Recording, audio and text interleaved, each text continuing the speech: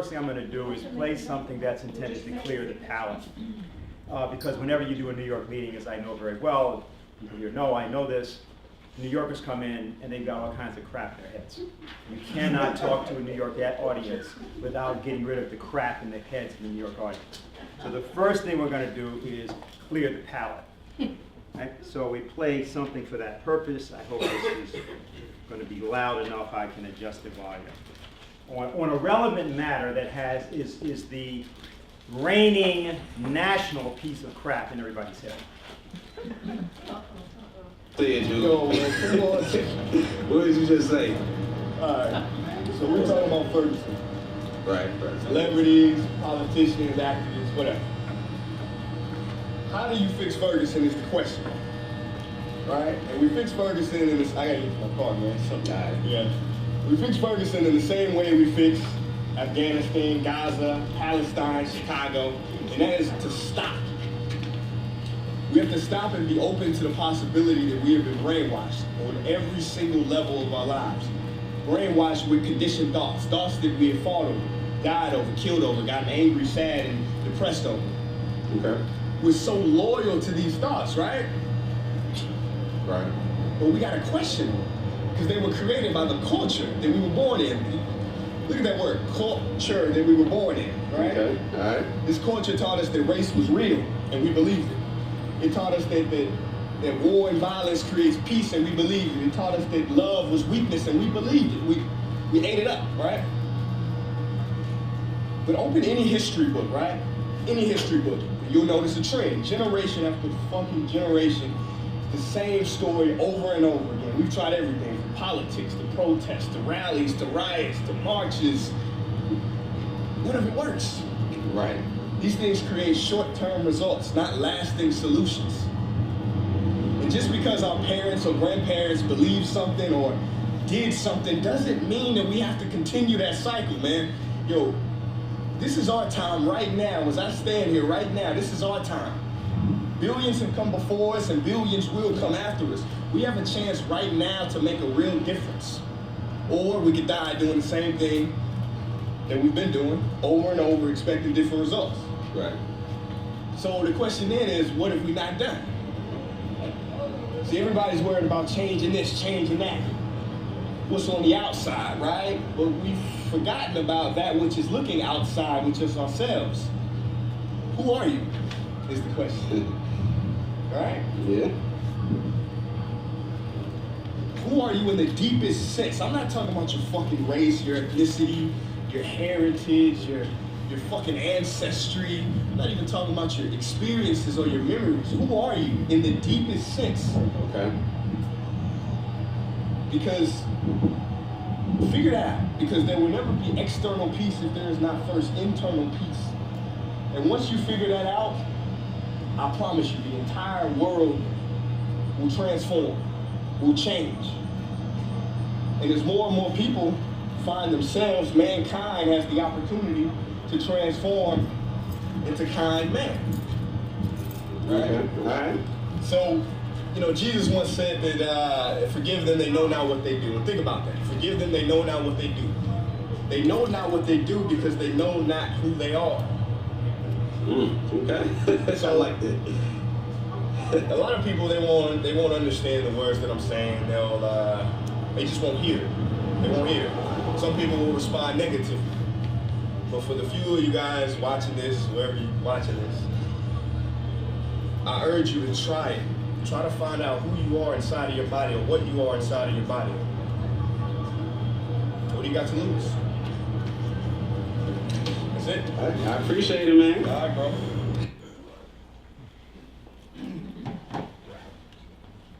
Now, our job is one job and one job only. It is to find people like that, combine them into a movement, and do what we have been attempting to do for the past 4 decades. And that is the only thing that I intend to discuss today, once I set myself up. We have crossed the boundary of general absurdity in the United States. And dwelling on or even itemizing that absurdity becomes itself an exercise in absurdity. The recent performance of the hapless President of the United States, in the face of not this thing called Ferguson, which of course this individual properly identified, because Ferguson does not exist. But of course, you can't expect a hapless president to address the non-existent Ferguson, since he also doesn't exist. So it's difficult for one non-existent to address another non-existent. And as a result, the country it has been stampeded, many people in the country, into discussing once again something that does not exist. Now, we don't do that. We are allergic to doing that. And what we did with this process that's now underway in New York City was to just begin by ignoring all of these apparent pressing matters, what are sometimes called hot button issues. And the reason they're called hot button issues is because people become strangely incensed in many different ways when you bring, quote, them up. So this is what we are not going to play a game in doing.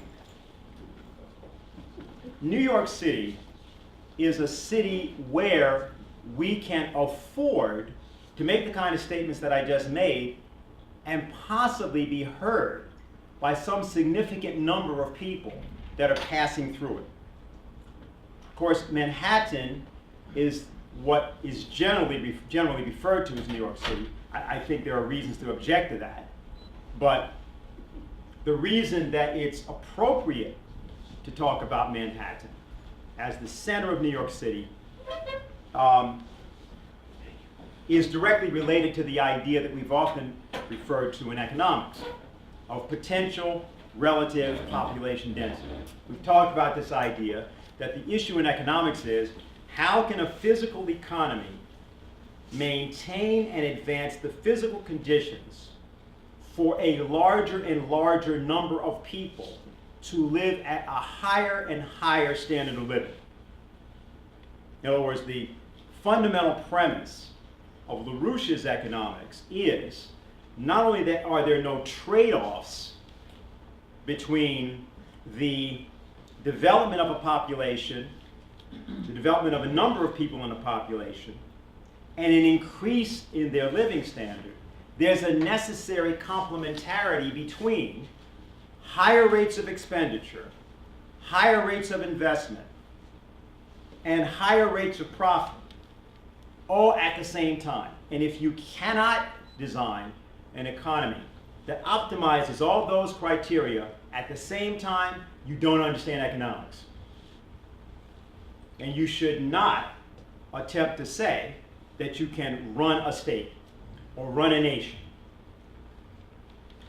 Now, the presumption that there is some reason that there must be loss, subtraction, looting, or austerity, deprivation, or poverty in order for a society to advance, any of those ideas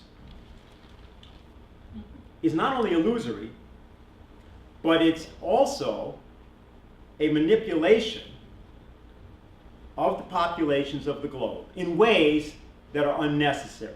What has happened in China is that, what has happened in China is that the Chinese, through consultation with LaRouche's people, particularly Helga LaRouche, from 1993 until now, finally decided to fully adopt measures, policies, and an outlook that had been being promulgated to them for 20 years.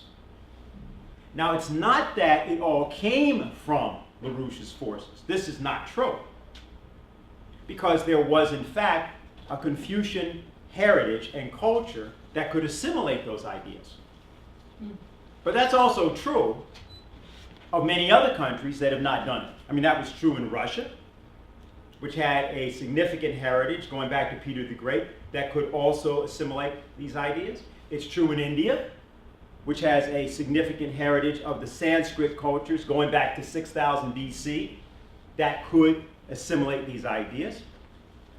But what has happened is that China did assimilate these ideas. Malaysia, back in 1995 through 97, assimilated those ideas in a limited way under one individual, Mahathir Mohamad, but that was not sustained in the way in which it was required. Mexico assimilated those ideas in 1982 under Lopez Portillo. But after he left office, you had only a 6-year term, one 6-year term in Mexico, and then you can't succeed yourself there. After he left, Mexico was dismantled.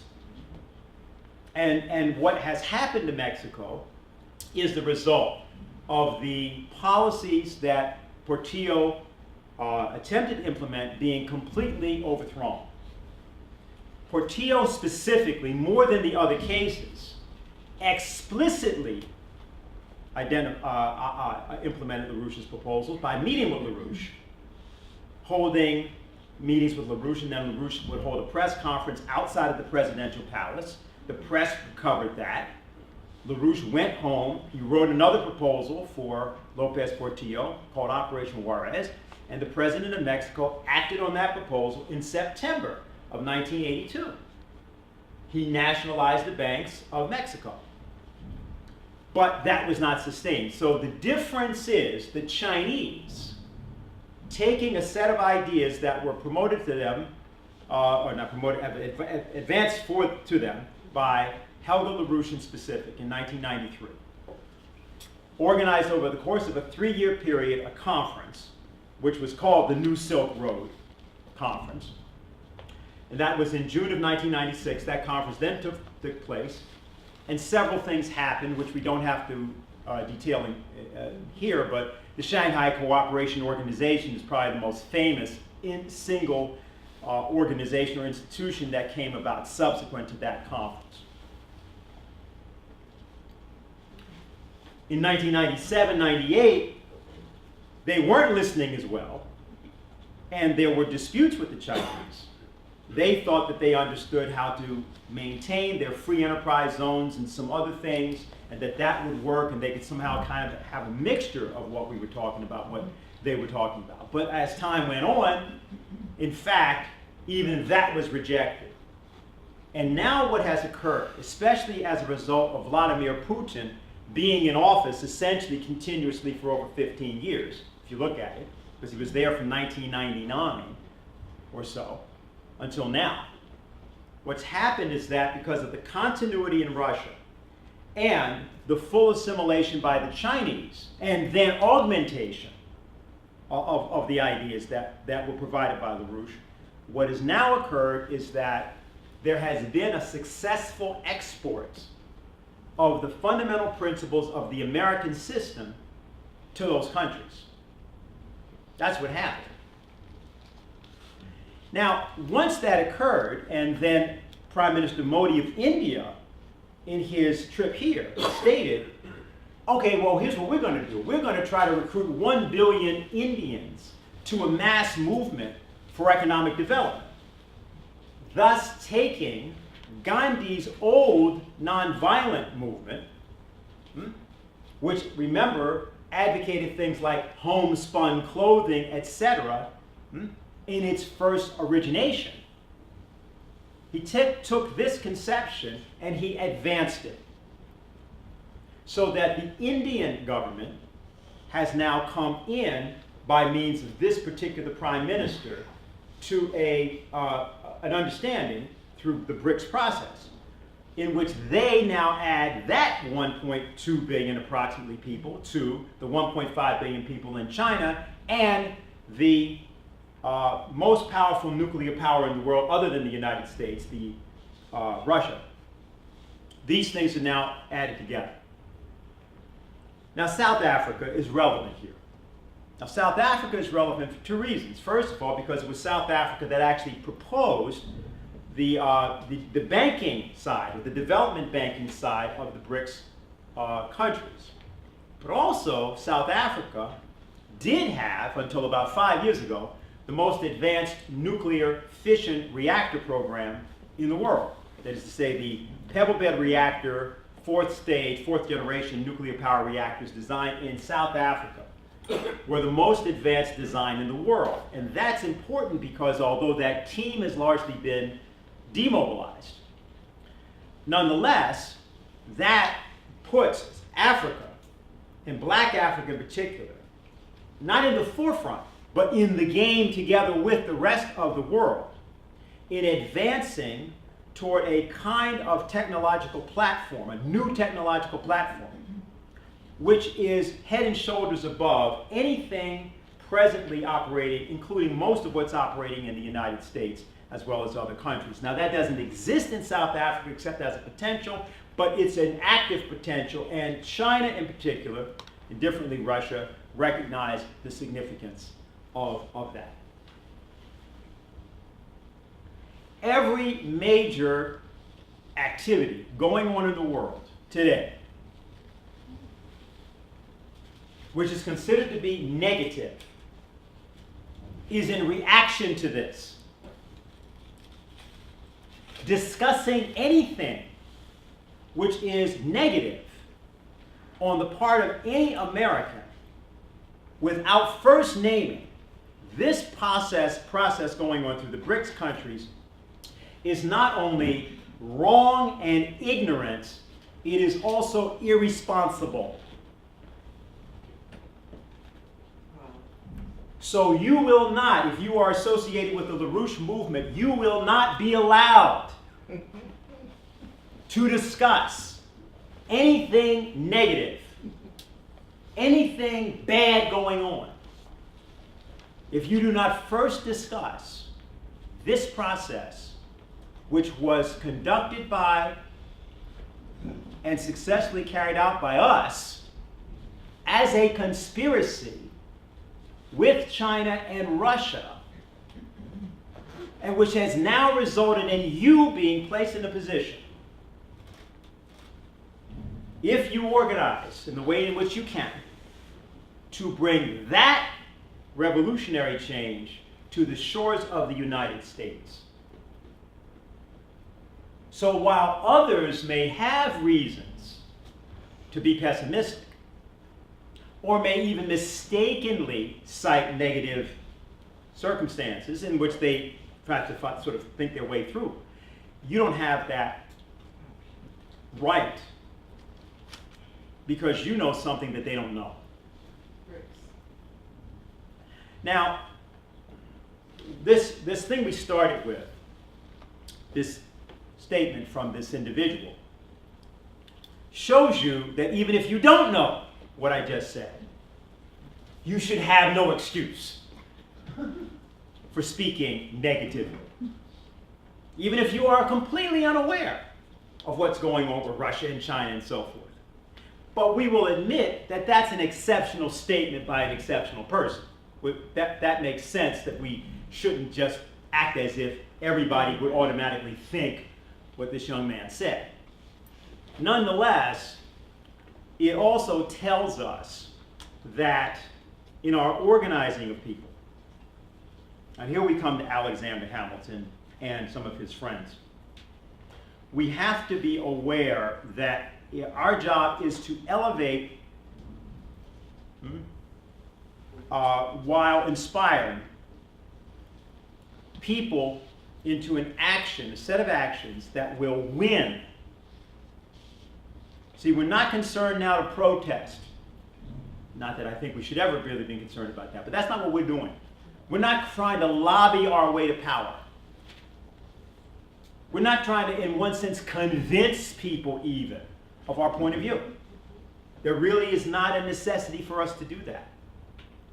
What we're trying to do is to make available to everyone, if you will, the good news that Hamilton's work that he began actually downtown, right there on Wall Street, with his 4 reports, the report on the manufacturers, the public credit, the National Bank, that the work that he did, and the constitutionality of the National Bank, that the work he did to do that has now sprung out of the grave, if you will, and is now going to be consolidated by us.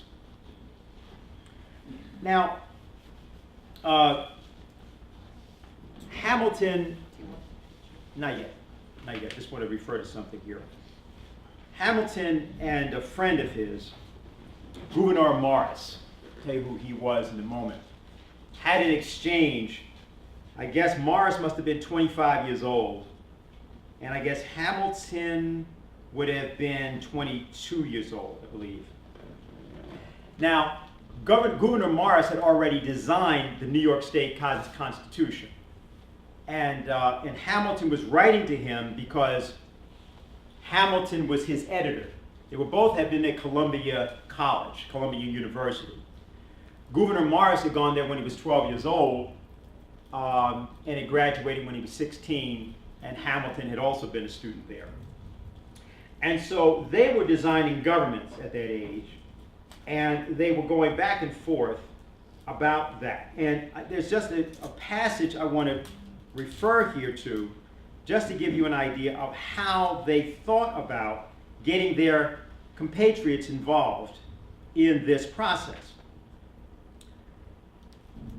So this is Hamilton writing. He says, "Dear sir, I partly agree and partly disagree with you respecting the deficiencies of your Constitution.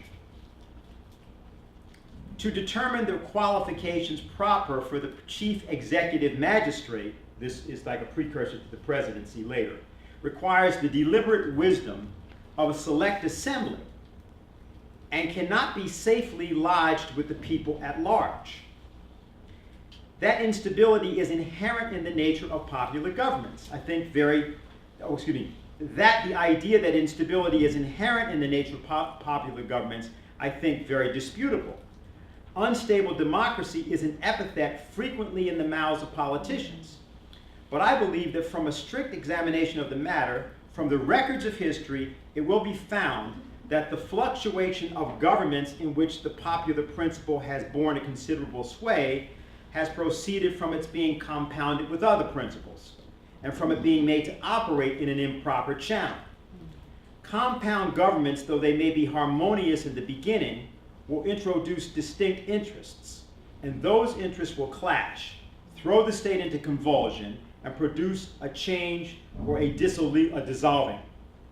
When the deliberative or judicial powers are vested wholly or partly in the collective body of the people, you must expect error, confusion, and instability, but a representative democracy where the right of election is well secured and regulated, and the exercise of the legislative, executive, and judiciary authorities is vested in a select persons, chosen really and not nominally by the people, will, in my opinion, be most likely to be happy, regular, and durable.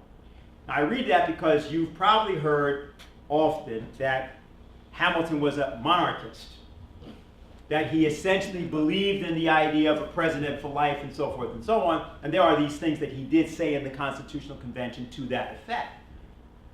But Hamilton's conception of the notion of government, as he discussed it from early, and which he then carried out in the form of the bank, of the National Bank, of the public credit, was this. That, in other words, yes, it's true that you can't leave the formulation of government to everybody, because everybody's not qualified to know how a government would be formed. But when you want to talk about the idea of electing government, selecting government, the idea that people must be involved in that process, and involved in that process in the most intimate way, for real, as he says, not merely nominally. This is what he wanted to see occur. I'm not going to try to go through what he has to say about the bank except to point out the following.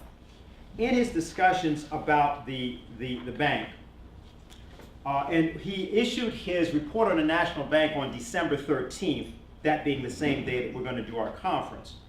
And we'll be doing it, hopefully, on the same, well, at his alma mater. When he issued it, he had some important considerations. He wanted to make sure that there was a public document that people could refer to and that they would understand why this was being talked about. And here's what he had to say. At the beginning of his document, he said this: previously to entering upon the detail of this plan, I entreat the indulgence of the House towards some preliminary reflections naturally arising out of the subject, which I hope will be deemed neither useless nor out of place. Public opinion being the ultimate arbiter of every measure of government, it can scarcely appear improper, in deference to that, to accompany the origination of any new proposition with explanations, which the superior information of those to whom it is immediately addressed would render superfluous. So what is he saying?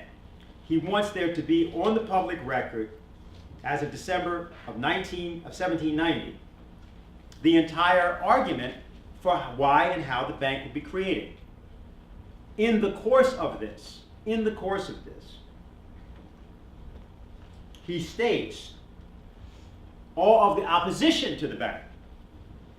The most serious of the charges which have been brought against banks are: 1, that they serve to increase usury; 2, that they tend to prevent other kinds of lending; 3, that they furnish temptations to overtrading; 4, that they afford aid to ignorant adventurers who disturb the natural and beneficial course of trade; 5, that they give to bankrupt and fraudulent traders a fictitious credit, which enables them to maintain false appearances and to extend their impositions; and lastly, 6, that they have a tendency to banish gold and silver from the country.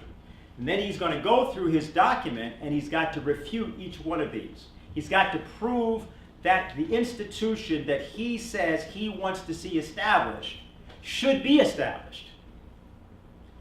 Now, today, it is not fashionable to do these kinds of things. Today, it is fashionable to put forward ideas, conceptions, and short-term notions that basically get accepted by ignorant and foolish people. We don't want to do that. And we're not going to do that around the BRICS. For example, that's why we don't want a short petition. Let me repeat that. We don't want a short petition. It can be short enough in the same way that certain poems are short enough. Sonnets are fine. So it's 14 lines, not long. So that doesn't mean that you can't have something that short. But we don't want it to be stupid. We don't want people to sign because they think they understand what they're signing on to, and they think they know what we mean by the so-called BRICS process. No, we want them to actually understand it. You know, because, for example, if you really understand Glass-Steagall, then you understand that the moment that you pass Glass-Steagall, Obama will bring his secret police and put them on your door. We think that the Congress should understand that. Some of the congressmen, of course, do understand it, which is why they won't sign. And why, if they do sign, they have no intention of doing anything about it. But the people of the country need to understand that. As opposed to wandering around in this sort of fog about, you know, why would such a thing be thought about that way? Why would it, how could you even say that the President of the United States or someone else would respond? What Lyndon LaRouche, I think, would say at this point is he'd say, well, I don't even know why you're discussing that in that way, because, you know, Obama is no longer relevant. You know, Lynn says this. And, you know, he talks about the danger of war, the danger of thermonuclear war, Obama's role. But whenever he is able to really make the point he wants to make, he points out that Obama is now irrelevant. But this is not believed. The reason it's not believed is, and I realize it is very hot in this room, it's true, okay? It's like, it is good, because it's putting some people, you know, to sleep, because it's hot. But, yeah, just open the window. But I just want to say something about this, that the idea that Obama is relevant would seem to be meaningful because so many people believe it. I mean, you know, there's a United States, and after all, really, aren't you really, for example, in making a statement like that, saying the kind of thing that really a lot of small groups say about much, much larger considerations and people who have a lot more power? You know, small groups always sort of, or many groups come up to this idea that, well, we're not really relevant, but we've got to somehow push our relevance, so we're going to claim that things that would seem to be ultra relevant have no relevance. And hope that some group of people, because you can find that, particularly in a place like New York, you can find 1,000 people to believe anything in New York City. So we'll just get 1,000 people that will believe that. We collect money from those people. We have our meetings, and you know we're good because like we're out there, you know, with another 35 or 40 other groups doing the same thing. Why is it the case that he actually is not relevant? Well, look at China. Look at what you heard about the trains. Look at their space program. Look at what they are actually doing. Now, LaRouche keeps talking about this lunar program in China. Often, this infuriates his associates because he will bring it up like in the middle of you doing something you thought he told you to do. You know, and you're organizing in some fashion, and he says, you know, but that's not even relevant. Why are you even doing that? Of course, what you're thinking is, wait, didn't you say 3 weeks ago that this is what would... And he's making a different point completely. So no, I'm telling you that you actually have to understand and tell people what they are actually doing. Why? Because he likes the Chinese? No, that is not the case. That is not Lin's point of view on any nation or any group of people, believe me. People who've known him over the years know what I'm talking about. He has no sentimentality and no sentimental relationship to anything. Now, he's saying that because he realizes that they've realized the implications of what he and others were writing about and talking about back in 1988. You know, Lin made a film back there called The Woman on Mars. And that was in 1988. And of course, now, of course, he says something slightly different about the Mars mission. But his point then and now was the only thing that counts is the future. We talked about this in the last class we did here, that I did, in which I pointed out you can't live in the present. It's not possible. I don't mean I don't want you to live in the present. I mean it's not possible. Because the actual present, if you mean anything by that term, has passed already, as we've spoken about it. That the notion of time, that's human time, is only in the future. Because whatever is said about the past is only known to be of the past from the standpoint of the future. Why? Well, because you aren't even considering anything about what happened before, except insofar as you are comparing it to something you call now. But the thing you call now is not only in constant motion. This is what goes on in economic analysis. This is one of the big problems in economic analysis, which is that people try, through statistical methods, to, quote, forecast something that's going to happen in the future, but they don't know anything about physical production or physical economic processes or physical processes, which you have to know physical economic processes. What Lin realizes the Chinese have done is that they've completely disengaged from everything in modern economy that is of a monetary or monetarist nature. All that stuff that you and I and others are plagued by, that you think constitutes economics, they have disengaged from. This doesn't mean everybody in China understands this. It just means that the people who were running the society, particularly in the military sector, have completely disengaged from your notion of economics, or the notion that you may have had when you, prior to being associated with this, of economics. They're not engaged in that at all. They don't think gold has any value, particularly. They use it. They don't think silver has any value, particularly. They use it. What they're doing is they've developed another unit of value. Now, we can call it helium-3, but in once that will really mislead you, because then that will seem like another thing that they're calling value. No, it's the process of the mining of the moon, the creation of the, returning the helium-3 to the Earth, and the creation of thermonuclear fusion power. It's that overarching process. That's what they have affiliated with, and it is that Alexander Hamilton is most notable for having essentially invented in economy in his report on the subject of manufactures, where what his idea is that it is the manufacturing of wealth, if you want to put it that way. Not merely natural wealth, the way Jefferson would have thought about it, for example, natural agricultural wealth, but rather what Hamilton referred to as artificial labor. Artificial meaning simply the arts, the use of technological processes and conceptions, discoveries and inventions for the purpose of developing ways of concentrating human thought power into universal labor, and that universal labor into transformed nature. And that transformed nature is then accessed by man and deployed by man in such a fashion that nature increases its power. Repeat, nature increases its power. Now, this is where our environmentalist friends got off the bus. And it was understandable because they were caused to get off the bus. It wasn't entirely their fault. But they got off the bus between like 1966 and 1970. They were caused to attack nuclear fission power.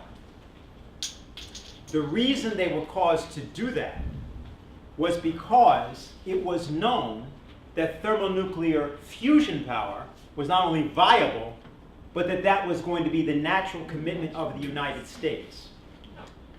The natural commitment of the United States. And this is something which we will document for you in the moment. And therefore, what happened was they were deployed against thermonuclear fission, but they were actually deployed against thermonuclear fusion. That's how it was done. You took the issue of the thermonuclear waste and some of the other things, the radioactivity issue, because these things were things that made sense to people. And after the 1950 science fiction movie phase, in which, all the monster movies, they're all about radioactive something or other, because all of it is that.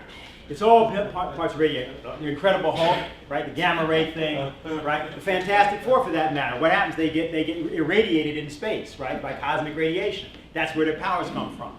Okay? The thing with Peter Parker, Spider-Man, radioactive spider bites him. Just go through it. Yeah, the whole thing, and then of course the famous thing with the monsters, right? Godzilla and all that stuff. Huh? Sure. I mean, if you just go through every one of these things, you'll come up with a radiation story. Sometimes it's nuclear, sometimes it's something different, but it's always a radiation story. So that was done because the idea that you could develop a source of power that was accessible to everybody, that was cheap, and that was able to be advanced increasingly, that would have changed everything in world economics and world economic relations. And that was not going to be allowed. And this is exactly what Hamilton's world was intended to do. Now here's what we're going to do. We're not going to take this in. What I'd like to have, Diane, is I'd like to have the film clip first, video clip. This is a film clip from 50 years ago, once we get it up. And it's from the World's Fair. And there's some characters that appear in the film clip. How long does it run, Dennis? 5 minutes.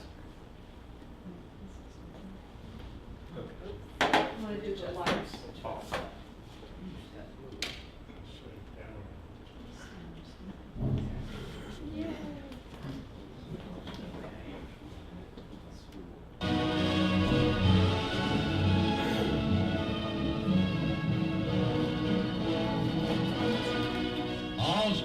the skies in Flushing Meadow for the opening of the New York World's Fair.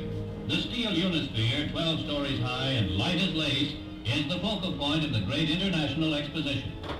The first of the 70 million people who will come to the fair in the next 2 summers brave the downpour and the puddles.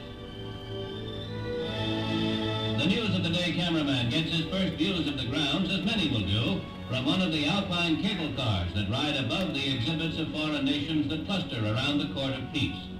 Even the rooftops of the pavilions and palaces are interesting to look down upon. The Grand Parade starts from the Fountain of the Continents. With costumes considerably more dampened than their spirits, the marchers swing along for the honor of their state or their country. American beauties ride the stagecoach of the Old West, just as in the movies.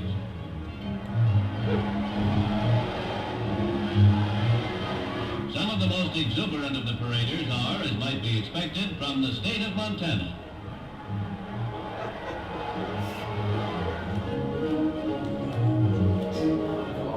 Now come the representatives from foreign lands that are exhibiting at the fair.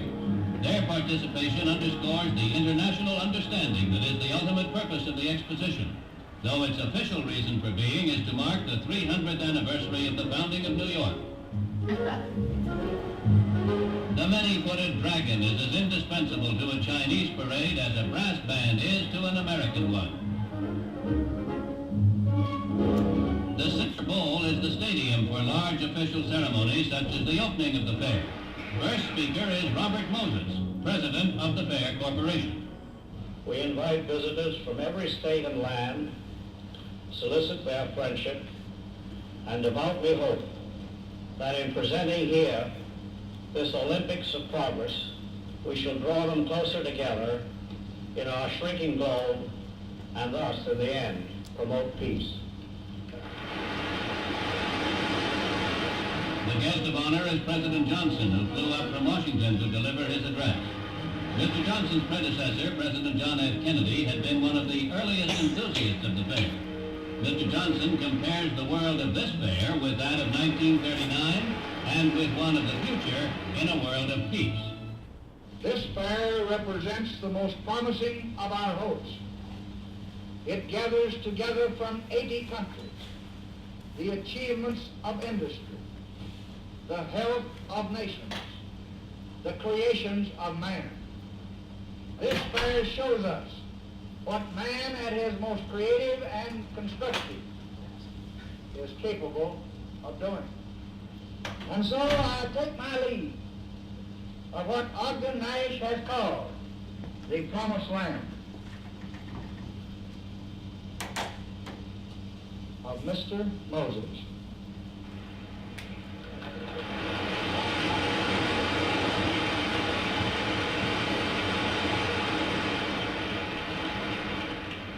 Hoping and trusting that in the future it will not take anyone 40 years to reach it. Thank you very much.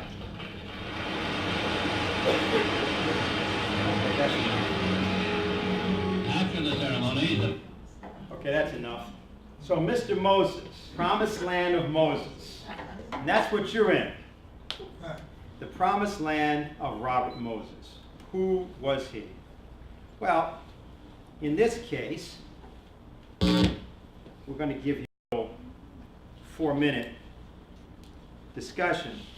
I think some of you know that one of the most famous books ever written, called sort of the textbook for political science documentaries, is The Power Broker by Robert Caro. You never heard of this book? Pick it up. It's 1,000 pages. It's called Power Broker, Robert Moses and the Fall of New York. So we're going to hear a little bit about Robert Moses. You saw him there, and then you're going to hear a little bit from Robert Moses again.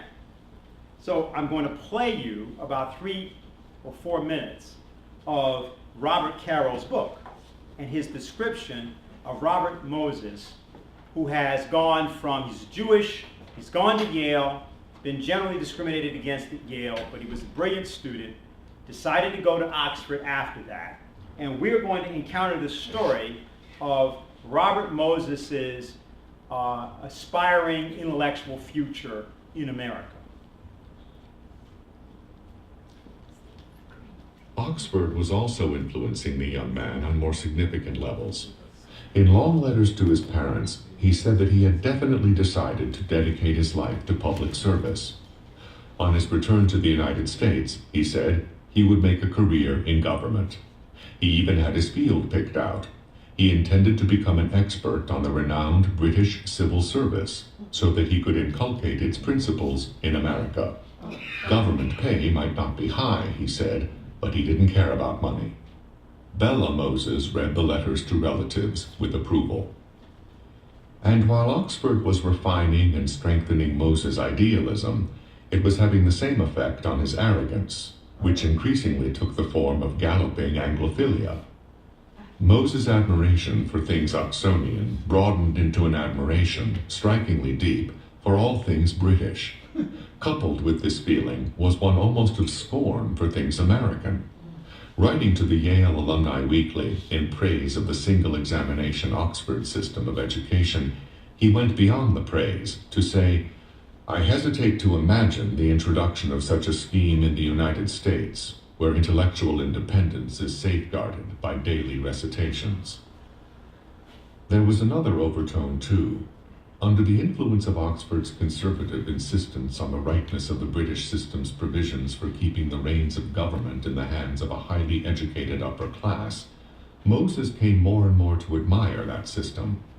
Such admiration, of course, postulated as a concomitant an amiable contempt for the capability for government found in members of the lower classes, which in this context included everyone not a member of the British nobility. And from this attitude, it was a logical step to reserve supreme contempt for those whom the British aristocracy considered most incapable of self-rule, the people of the nations British troops had conquered, which meant in general people of color, brown, yellow, or black. Moses took this step. With agitation for increased self-government rising in Great Britain's colonies, Oxford in 1911 sponsored a World Congress on Race Problems to examine the question, along with the broader question of general discrimination by Great Britain against colored people. Delegations were sent by the colonies and by liberal organizations from many European countries. American students selected Moses to represent their country because of his reputation as a debater. Previous speakers had pleaded for equality, for fraternity, for immediate brotherhood. Moses' point of view was somewhat different.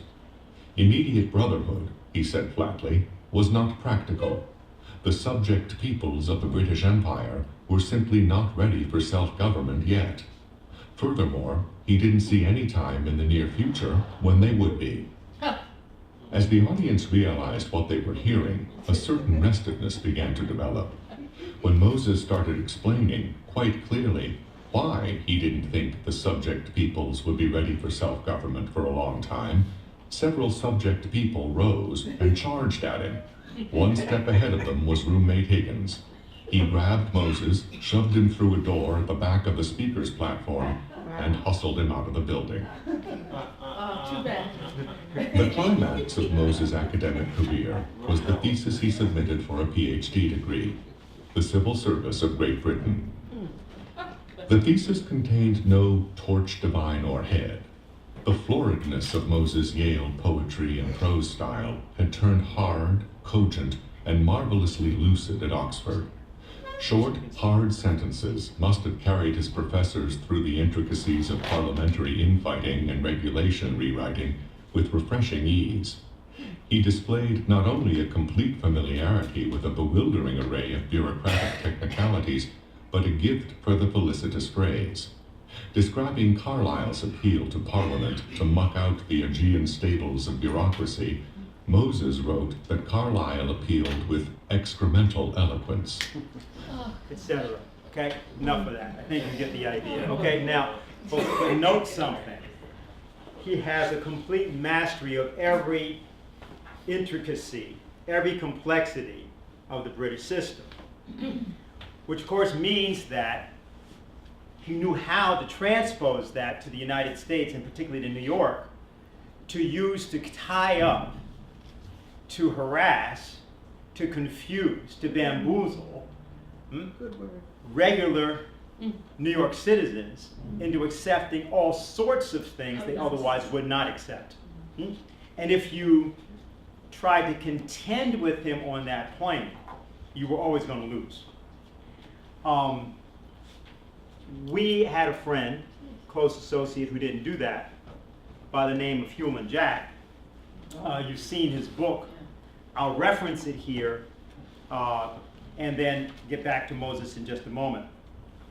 Because Hewlin was indicted and convicted because of his battle with Robert Moses. Moses testified against him on the stand. What it had to do with is what I'm going to refer to here. So you simply have a sense of it. You can pick up the book yourself, and I would urge, and I'll come back to how I want you to use this more generally. The borough president's office, which is what Hewlin was the borough president in Manhattan. The borough president's office was involved in the city planning commission process at several points along the way. Before the Board of Estimates, Board of Estimate is the body on which all of the borough presidents sat. So Manhattan, Bronx, Staten Island, Queens all had borough presidents, and they were part of what was called the Board of Estimate. And they had to clear any project in the city. This has now been dismantled. Before the Board of Estimate even considered the city's purchase of a site for slum clearance, Commissioner Moses had to obtain the support of the office of the borough president in the borough where the site was to be located. For sites in Manhattan, detailed plans on the clearance and relocation aspects of the project were submitted and reviewed by my engineers, designers, and public works officials. Hewlin had 2,000 people working for him in that capacity. We looked particularly closely at plans for displacement and relocation, and we used the general yardstick that a project should not be approved as submitted if it would displace more families than the proposed new housing could provide for. I took a very firm stand with Mr. Moses and his slum clearance program.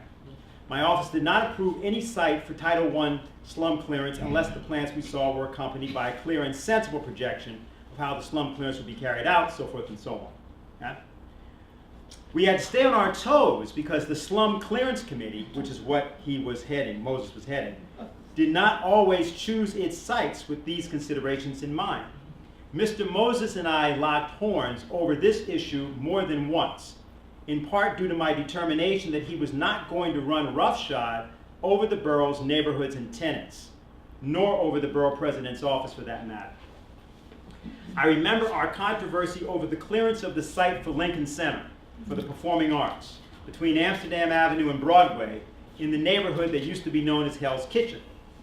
After all the formalities had been approved by the Board of Estimate, and the Slum Clearance Committee was well on the way to clearing the site of old apartment buildings, a delegation of people from the neighborhood came to my office and reported that they were being harassed out of their homes.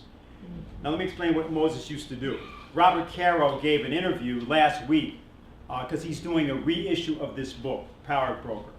And he was on with Leonard Lopate on the WNYC, and he said what Moses would do is he would put notices up on people's doors, which were written to appear to be official notices. But he actually had no legal authority to remove them from their homes, except that people would panic because, of course, there were cases where there was authority and people had left homes in other neighborhoods. So, and then Moses would also pay people who would knock on doors saying they were from the Slum Clearance Committee, had people seen the notice, they wanted to make sure they saw the notice. They wouldn't tell them they had to leave. They simply would say, we must make sure you saw our notice. And of course you would then draw the conclusion. No alternative residences have been provided for them, and in several cases, families have been physically thrown out of their apartments in the middle of the night. They ended up on the street since they had nowhere else to go. Okay, so. Yeah, so now I'm going to go to, I'm going to skip ahead to Hewlin's trial. You can look at the book for what the particulars were. I just want to get to Moses. I can remember becoming physically nauseated by what Robert Moses did when he took the stand. This was a man with whom I had worked to promote the business of the development of New York City for nearly 7 years. Although we had opposed each other on important matters of policy, Robert Moses and I had maintained cordial relations.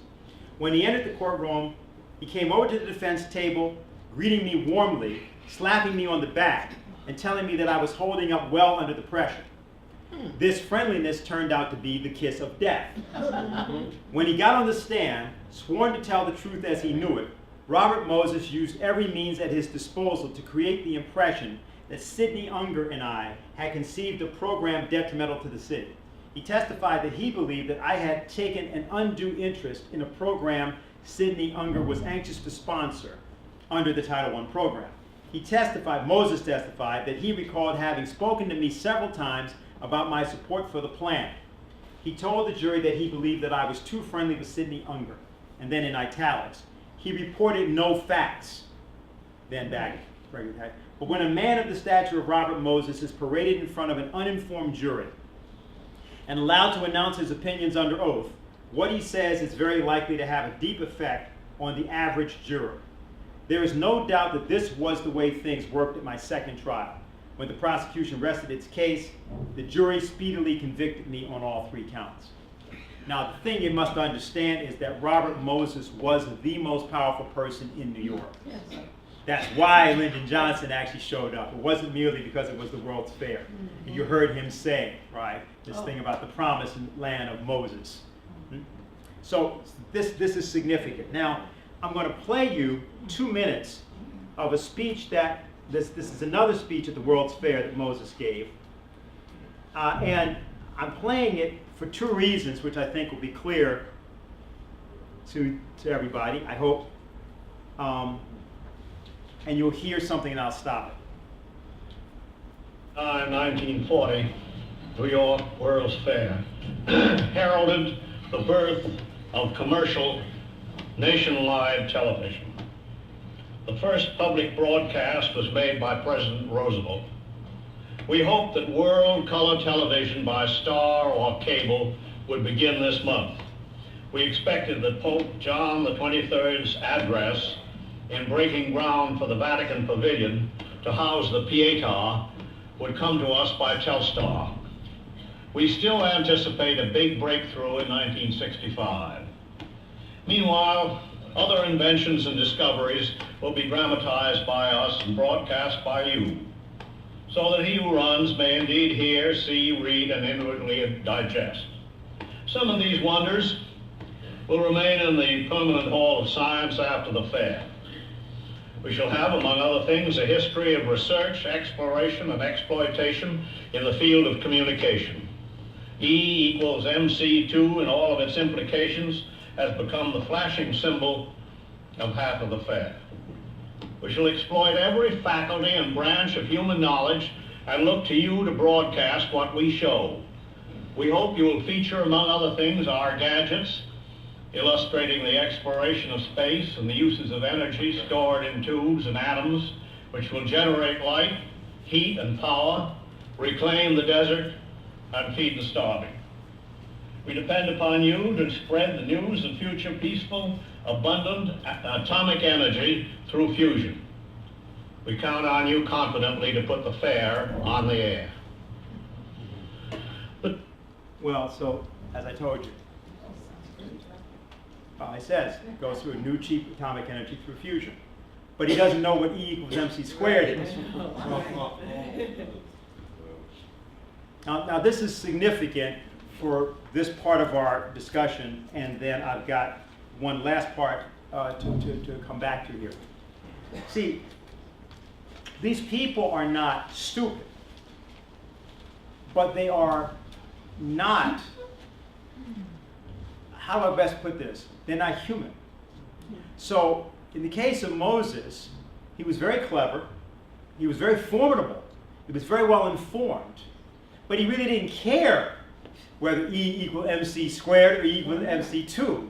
He didn't care if E equals MC hammer, frankly. To him, that wasn't relevant. The issue was he was doing something in the name of and in the image of the British system that he had brought to America, and we don't have time today to go through the details of it, but which involved his configuring the city with what was called slum clearance.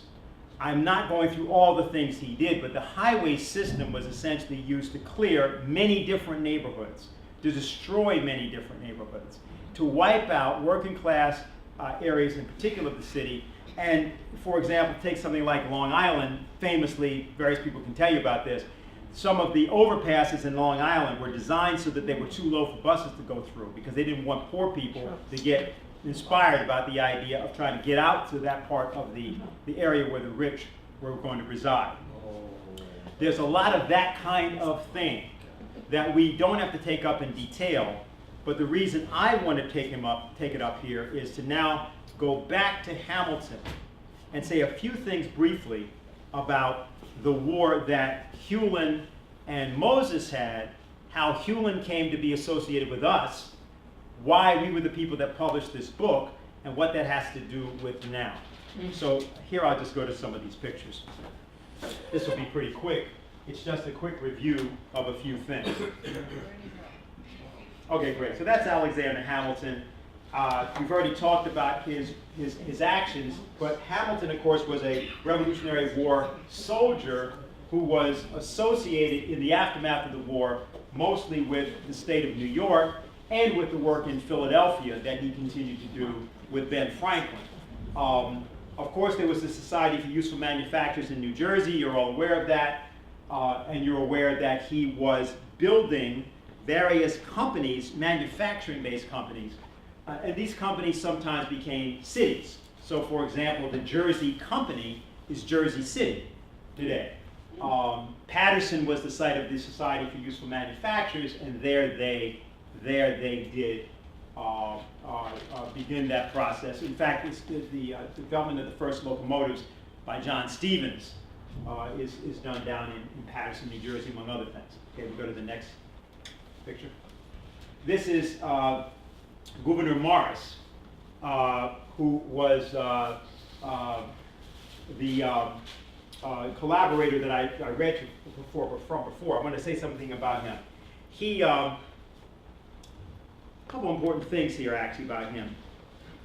Together with Hamilton, he was probably the loudest voice for the centralization of power into an American, a single America, a United States. He was a member of the New York State Assembly, and he lost his position in 1779 because he kept referring to himself first as a citizen of the United States, whereas there was no United States. It was 1779. I mean, it was the United States of America in a certain sense, but everybody still had a colonial identity. He had to move, or did move, to Philadelphia. He was a member also of the Continental Congress for a period of time, and he cast the deciding vote to maintain George Washington as commander-in-chief of the Army during 1778, in the middle of what was called the Conway Cabal. I'm not going to go through what that was right now, but it was a conspiracy to depose Washington. So he was the guy that did that. He's also the author of the preamble to the Constitution of the United States. So there are reasons that you want to know his name and know what he represented. We go to the next. Yeah, this is Philip Schuyler. Philip Schuyler was Hamilton's father-in-law. And importantly here, he was a general in the Army. He also was the person who attempted to begin the process of building what became later the Erie Canal.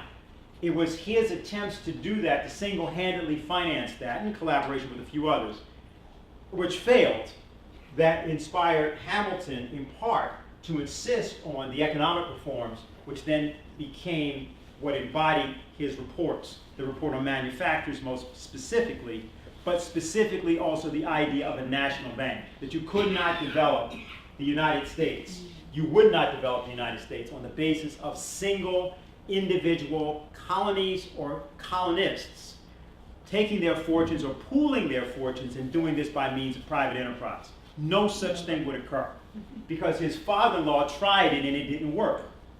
So I point this out. Now, he became a United States Senator from 1789 to 91, I believe that's right. Yeah, and then he was opposed by Aaron Burr, and he was defeated by Aaron Burr, and this began the war between Aaron Burr and Alexander Hamilton, because Burr knew that Hamilton wanted Schuyler in the United States Senate to help push through the measures that Hamilton was writing up in the reports, the economic reports, because they had to have, I'm going quickly here, but the conception here is that they wanted to make sure that once Hamilton's Treasury reports were adopted by the country, they would begin the process of building public improvements.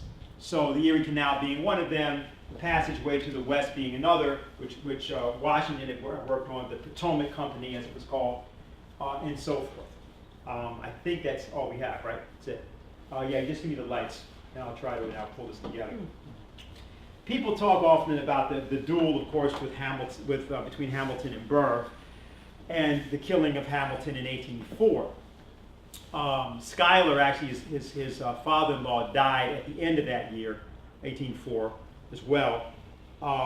And of course, later on, there was another, 20 years later, big fight that had happened around the Erie Canal. It had continued throughout that period, but the fight with DeWitt Clinton, who had been mayor of New York, got run out of New York by Burr's forces, became the governor, and was able to finish the Erie Canal. That fight came to the attention of a very young Abraham Lincoln, when Lincoln was 15, 16 years old. And Lincoln said, when he was that age, that his ambition was to become the DeWitt Clinton of Illinois. And in his first term in Congress in particular, Lincoln was very, very eager to make sure that people understood that his congressional outlook and his idea of the United States was a single United States unified by public works, by public improvements. So that things like the Transcontinental Railroad and other such measures were for Lincoln what he had believed his entire life, okay, from much earlier, almost 40 years earlier, actually. So the important thing for us to think about is when we hear this business about Robert Moses and the Anglophilia, Robert Moses and the British Civil Service, Robert Moses and the attempt to impose the British Civil Service on New York City and the United States, Robert Moses's battles with someone like Hewlin Jack, Robert Moses's railroading Hewlin Jack out of office eventually, though Hewlin did win on the Lincoln Center matter, which is what you see when you go over to Lincoln Center. That's why any of those housing projects are there. All that stuff that's on the west of Lincoln Center was housing that Hewlin kept there. But as a result of that, he was also run out of office. He was indicted, convicted, and that's his political career was effectively ended. Not quite then, because he went on to state assembly, but he was also run out of the state assembly.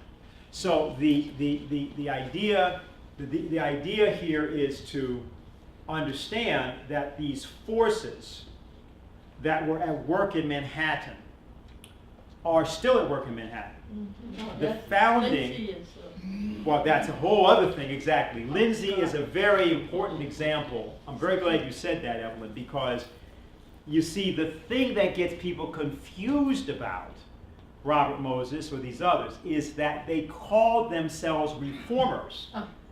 Now, they were that, but what did they mean by that? See, they had this notion that goes like this. This is the old British idea, where you did have to prove your superiority. You couldn't just argue that you were superior. You know, you had to demonstrate it. And because you were superior, you had the moral obligation to care for the unfortunate. Oh my God. In other words, right, exactly. Right, that is, they wouldn't govern anything, all right? They didn't have anything. You cared for them. And you could hire managers from among their ranks that could achieve a certain level of administrative authority. You do that. But you were the people that essentially reformed, reshaped government. You had that power, and no one else had the power.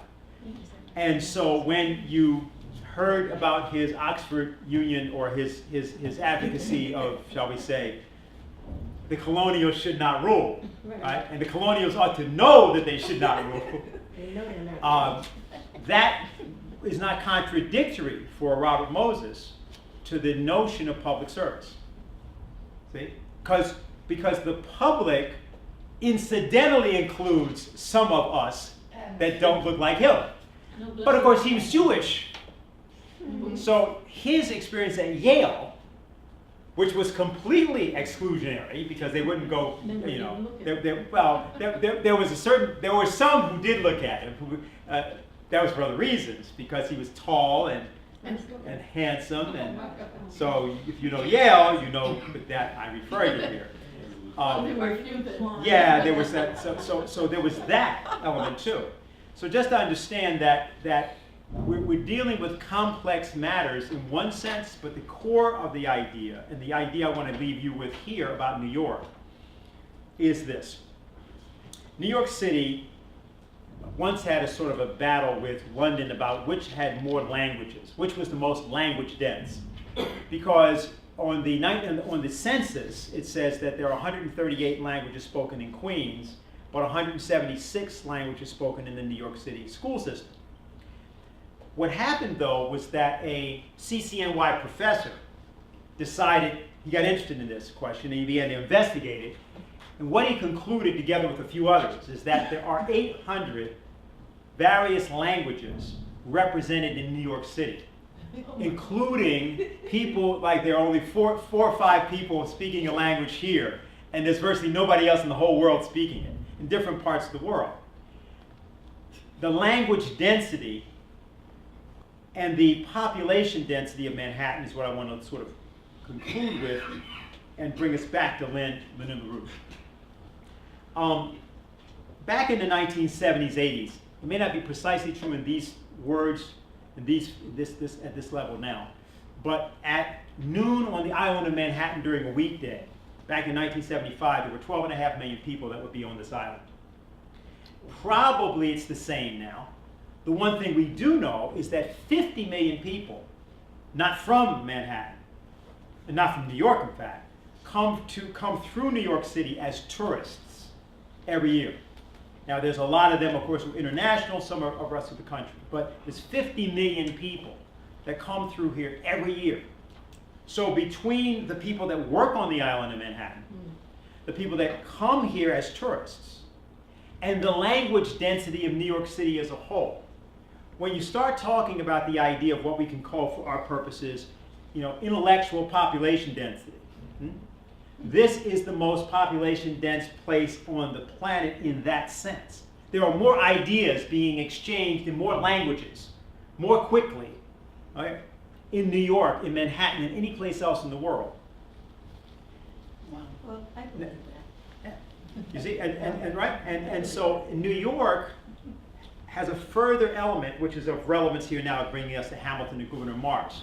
You know, people like, at some point back in the 1980s, I believe it was, early 90s, when David Dinkins got elected, there was this discussion about melting pot versus mosaic, okay? Because the idea was melting pot was supposed to be oppressive, right? Because that means everything is like sinks to the bottom and it all gets burned up, and then this is the way that you would know, Jessica knows about these things, because we would hear this all the time in the Black nationalist circles. So Dinkins talked about a mosaic. And the idea is everybody keeps their own individuality, but when you put it all together, it has this other beautiful picture. Well, see, there's something here that is different. There's a different concept, and this is what I want to leave you with here, because it's of some relevance in terms of why LaRouche was here, why he was able to form his organization here, and why he ironically formed it at the same place that Hamilton came from, which was Columbia University. New York City is something else. When you come to New York and you're in New York, you will be confronted by people who will tell you off about what you are saying. Now, they may not be right, but you may not be right. And what has to happen when you're in New York is you have to defend what you were talking about. You have to demonstrate to people, not only that you know what you're talking about, but you have to demonstrate to them why it matters. And why what you're saying ought to, in some fashion, be adopted by them. But actually, that last part will happen anyway if it actually makes sense. And it's something they haven't thought of, and it's something that's important. Now let's come to our country right now. Yes, it's true. We've advocated something highly unpopular for the last 8 years, or 7 years particularly, which is don't support Obama, because despite the fact it's the first black elected president of the United States, this is all just a scam. This has been given to you by the same forces that Robert Moses represents in a different way. Yes, exactly. He doesn't like his, forget that, he did not like people of color. I'm just saying that it's the same thing. So we knew this, so we're not going to go with the scam. No. Now, okay, well, in much of the rest of the country, that was a really hard proposition. In New York City, it was tough, but not that tough. In other words, you may say you had a hard time on this, but if you think about it, really, you really didn't have that hard a time. Because actually, New Yorkers are prepared to believe you. Now, you may have to prove to them as to why this is the case, but the idea that it might be the case doesn't strike them as being strange. Especially if you tell them the stories about how George Soros is the person that financed Obama and the campaign. well, that was in the Senate, but even the later campaigns, where he actually has him come to his apartment and he has these discussions with him, with the various different people who are financing him or going to finance him. So this is the thing to understand about why we're saying New York has this unique role, because now the whole country, whether they state it or not, knows that something of what we said, if they heard us at all, if they never talked to us, is something different. But if they heard us at all, they talked to us, something of what we said was true. Actually, everything we said about this was true. The only point at which we may have said anything which were untrue is if some of our individual members, maybe in the zeal of trying to make a particular point, might have said something that went over the line or whatever. But it wasn't about Obama personally. It wasn't a racial thing. It was that we were sometimes mischaracterizing his importance. And now we come back to Lynn and the issue of the organization. It has been often a problem that people don't get, in my experience at least the past 40 years, why it is that LaRouche will often shut down a project at exactly the point that it looks like it's about to become successful. And that's at least people's perception of what's going on. Right? We're doing something or other, Glass-Steagall, let's say. Things are going along, and all of a sudden, shut down. Lynn is talking about Kepler and the moon and lunar this and that. People say, well, we don't get what that is. And maybe that's not your experience, but that's been the experience of a lot of our members. Because if you are advocating something, you're organizing people, it takes you time to do that. So as that begins to happen, then here comes Lynn with something completely, what is this? Now, what's going on?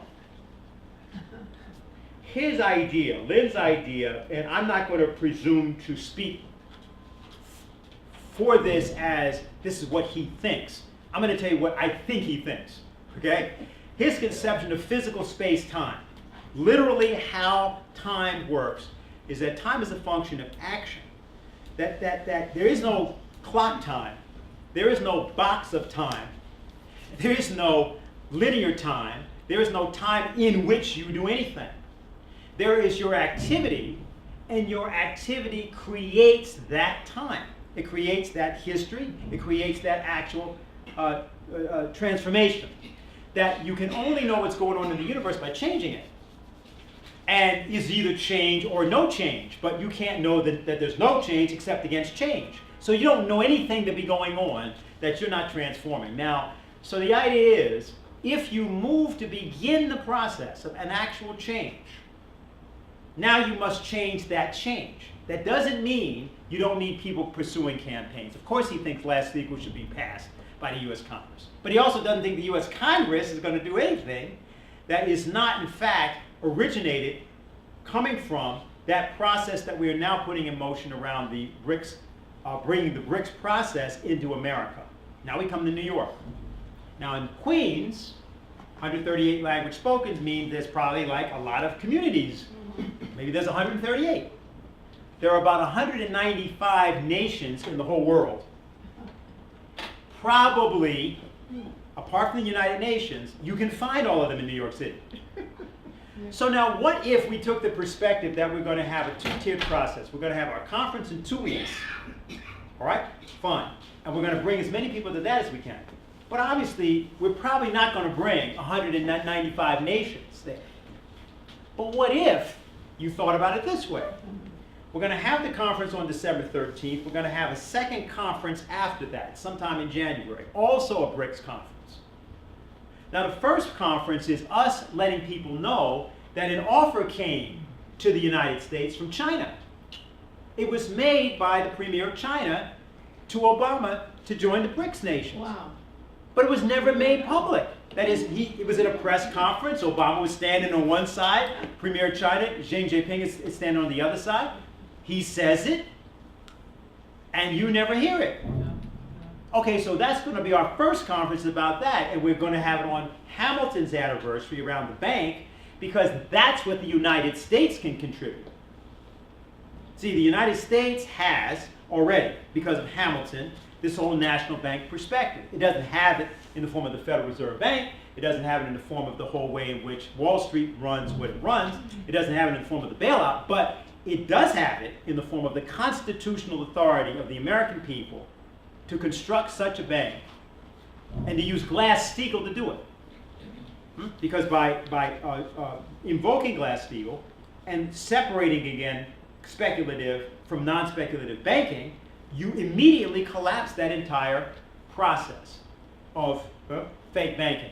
Now the problem is that ever since 9/11 and ever since 2008, doing that has been termed a threat to national security. Yeah, so that in other words, preserving the integrity of the present system is considered to be an act of national security. So attacking it is implicitly a terrorist act. Did you say? Well, that in other words, because because the collapse of the banking system could provoke not merely riots, but a complete crisis in confidence globally. That could cause such instability in the United States that would threaten the national security of the country, and in various ways. Now, what are we doing around the 28 pages? The issue is you must remove Obama and that entire process that Bush and Obama put in place. See, Bush is not there to be removed. Obama is. Okay? If Bush were there, we would be saying that about Bush. But Obama's there.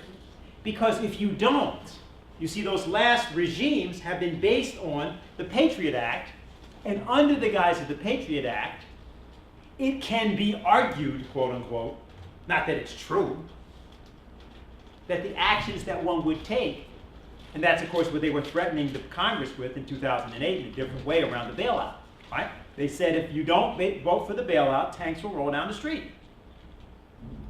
What did they mean? They didn't mean tanks will roll down the street because, there'll be riots. They meant we will put tanks in the street if you don't do this. The Congress understood that. They never said it publicly. That's exactly what was being threatened. But that cannot prohibit us from doing what we must do, because then you're living in a police state, right? Well, of course, that is our argument, that is in effect what they have attempted to impose. But the public test of that authority, the public test of the authority of the present regime, is by testing Obama and Obama's power. The 28 pages allow us to do that. Now, as we do that, we must do this other process. Why?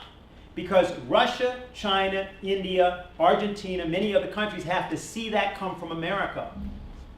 They must see Americans challenging the police state and, frankly, neo-fascist policies of the present government, which supports Ukraine. So, and they understand that, the Russians understand that. So if we don't show that we are not that, if they have nothing to point to in America that is not that, then there's only one conclusion that a competent military official of the Russian nuclear rocket forces can draw.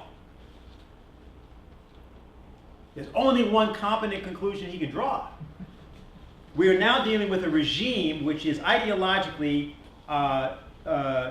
if not equivalent to, congruent with Adolf Hitler's regime. If we're dealing with that, we all know that we have these rockets for a reason. My job is, as commander and officer, to, act in my capacity to deploy those. Deploy means launch. So see, that's the only reasonable conclusion that people could come to if there were nothing in America. And in nothing which was vocal enough and influential enough in America to argue otherwise. Whatever Putin keeps saying. I mean, don't get it wrong, okay? Don't believe that Vladimir Putin is dictator over Russia. No, Russia does not work that way. And if the boys in the back room figure, Vladimir, you did your best, but you know what? We'll meet again. Some of you know what that means, right? As in Dr. Strangelove. There is a faction, in other words, in Russia also. Don't assume he has control over all those people. No. So you have to recognize that our actions right now in the moment, we create time. And when Lynn went to Columbia back then in 1968, 67, 68 mainly, and was invited there by the students, and began recruiting students there, what he was in effect doing, in one sense, is paying back a debt to Alexander Hamilton, who had begun this process in a very effective way, and whose death in that process was really the product of a much longer historical battle in which we now feature. We're now here. It's now our time.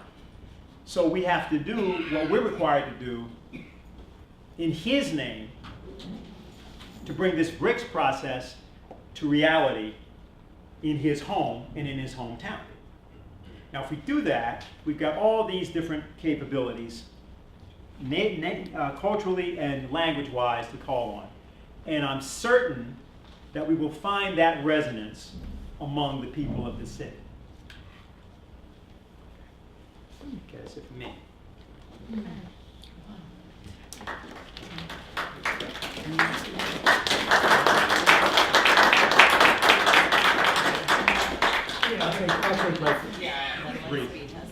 Oh yeah. Well, you have stuff, Lynn. So what time? We got 20 minutes altogether, right?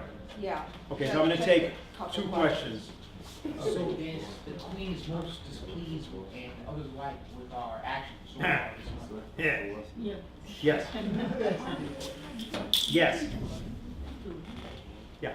Okay, so Melting Pot and Mosaic. Okay, so Toronto is a perfect example of a mosaic. Where is that? Mosaic. Yeah. Yeah, it is. It is. That's exactly right. Because I saw it. Oh. Exactly right. That's what the problem is. In other words, he said Toronto. In other words, and long live the Queen.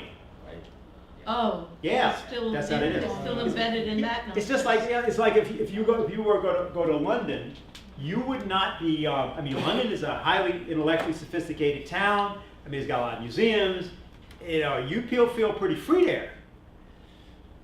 But when it comes to the question of government, self-government, they don't even have a constitution. You realize that's written. They don't have a written constitution. So now that's why, and not to go too far afield on this, but that's why various of these British characters, all sorts from Peter Sellers to John Lennon, that's why they loved America. That's why they came here. Because they had some sense that there was a shadow. In other words, they were all living in a shadow of freedom. But it wasn't real. Fake. Yeah, it wasn't real. was different. The Americans were different. And they wanted to be part of that because it filled in the soul, as opposed to the form of their behavior. Yeah, I'll take this one and then, oh, hold on, let's just gentleman go, because he had his hand up. So since our time on Earth is about 100 years, in our age bracket, we are now living in 2014, and then 1914 makes 100 years. Right. All right. So now we are in the end of time and time of the end. So now we have to make up our mind now what we want for our world future. So what do we do in that? What is the next? Who to trust? Good. Who to, Good question. yes, sir. Hold on, let me make sure I just do one thing here. Somebody's looking for me already. I gotta go someplace else. 1914, 2014, 100 years. Right, but then you see that was also followed by some other things, right? It was followed by 1917. Some people won't go too far on that, but No, let's just point out something out. No, just about what you said, because you see, in 1814, the capital of the United States had been burned to the ground. So you could have said, you could have used that analogy, and that would seem to mean something. But in 2014, the United States is the most powerful nation still in the world. It's not the most powerful physically any longer, but from the standpoint of its influence, the most powerful nation in the world. So what we've got to do is act as citizens, which we are. See, we have more power than any generation of individual people that has ever lived on the planet. Or the group of generations. Now it's a layer of generations, obviously. But if you don't choose to exercise it, then you don't have it. Right? So the process that we just talked about, as an example, what Lyndon LaRouche did, never held political office. Lynn did not graduate from college. He has no PhDs, well, he is a member of the Russian Academy of Sciences because they made him a member because of what he did. Okay? So that's kind of the best way to get it, I suppose. It's sort of like Ben Franklin, who had a third-grade education, but he was a member of the Royal Society and all these other things because of his work in electricity. People don't really take that into consideration. That's the central thing, the essential thing that determines who Ben Franklin is and why he was leader of the revolution, because he was a scientist. People like to make fun of him, make a lot of things. The guy was a scientist and a conspirator. So you don't need to have degrees or qualifications of that type. You have to do those things to qualify. Now, how do we do that? Okay, now it comes back. I pointed this book up before. People should all get this, not to quote purchase. The purchase price is $5. What's on the book? $4.95. We did it at the time because we wanted everybody to have one. Because what Hewlin was discussing in here is how he had organized the Democratic Party, and in effect how he thought it should be organized. Hewlin Jack was the person that convinced me that Lyndon LaRouche could be president of the United States. He told me that. It's interesting how they all work, because Lynn ran in 1980, that's when Hewlin endorsed him. But in 1984, after the other campaign, Hewlin was talking to me, and he had us talk with me in our office. I think it was when we had just moved into our office in Palisades Park, which was in '85, May or June. So this is pretty late. And he like sat me down and he sort of just started this thing about, now here's how Lynn's going to become president of the United States. This guy was Mr. Realist. If you want to talk about, this is Tammany Hall we're talking about. I mean, this is, they used to refer to Hewlin as the Black Mafia. That's the sort of thing. So, but he had figured out exactly how Lynn would get elected. How had he done this? He hadn't figured, it wasn't a lot of details. He was just telling me that he had seen how Roosevelt was nominated. And that Roosevelt's nomination and other such nominations often were matters of fighting among the people at a certain level of the Democratic Party until you had an understanding that there was no other choice. Now, he wasn't saying he had that much faith in the Democratic Party. He was saying that the way we were organizing, the things we were talking about, back then we were organizing these chapters to something called the National Democratic Policy Committee. It's like the LaRouchePAC, but it was the National Democratic Policy Committee back then. And so his point was that the way we were doing things was going to lead to us creating, around the country, partially because we had candidates running everywhere back then, a movement. And this movement was going to sweep Lynn into power. So then I realized, you know, that's funny. I don't really believe that, but he does. Hey, you know what? He's right. He is right. Now that's important, because I've been with Lynn a long time, but Lynn had recruited all of us basically out of the left. People don't like to talk about that now, but that's all true. We were black nationalists and communists and revolutionary socialists and all kinds of stuff. So we really didn't particularly respect the elections. We liked the idea that he was running because he was messing things up. You know, we were putting our policies forward, and that was all great, right? Third party and all that kind of thing. Then Lynn said, no, I'm going to run as a Democrat. I said, oh, no, that's crazy. You can't. Oh, wait a minute. That'll screw things up even more. Yeah, we're for that too. Now, Lynn's actually trying to win, right? But we're just like, well, you know, we'll. And so, and I recruited Hewlin to endorse Lynn for president. So I don't mean I was doing this unseriously. But then the question of whether you truly thought this, he thought it, not me.